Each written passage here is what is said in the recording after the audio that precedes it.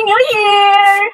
Happy birthday! O, diba, meron na ba kayong mga ganitong banners? Kung wala pa, mag-check out na kayo habang maaga pa. Dahil ang maganda dito sa banner na to, ito ay sobrang laki ha. Hanggang ankle ko itong banner na to. At ang maganda pa dito sa banner na to, unlike dun sa mga ginagamit ng iba, usually ba ginagamit nyo is mga balloons. Kapag balloons kasi, pag natanggalan na ng hangin, hindi nyo na siya magagamit sa susunod na Christmas. Unlike dito nga, sa banner na ganito, sobrang tibay nga at pwede na siyang gamitin for the next Christmas. Kahit anong taon pa yan.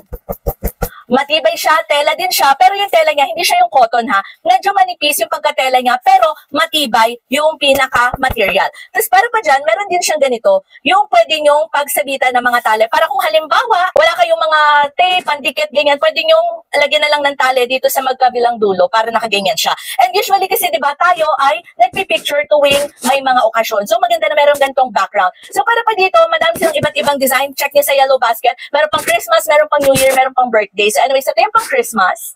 Naman yung pang New Year na banner. So ang kinuha ko is yung walang year. So usually kasi may nakalagay nga 2026, 2027. Pero ito ang nakalagay lang dito is yung Happy New Year para nga magamit pa siya sa susunod na taon. And again, sobrang laki nito. 5'4" ako tapos hanggang ankle ko yung pinaka-laki nitong banner na to. So kung ako nagkakamali, 120 by 80 ata to. Hindi ko sure pero i-check nyo lang sa Yellow Basket. May iba't iba silang mga design ha. Pero meron pang Christmas, meron pang New Year, meron din pang birthday na mga banners.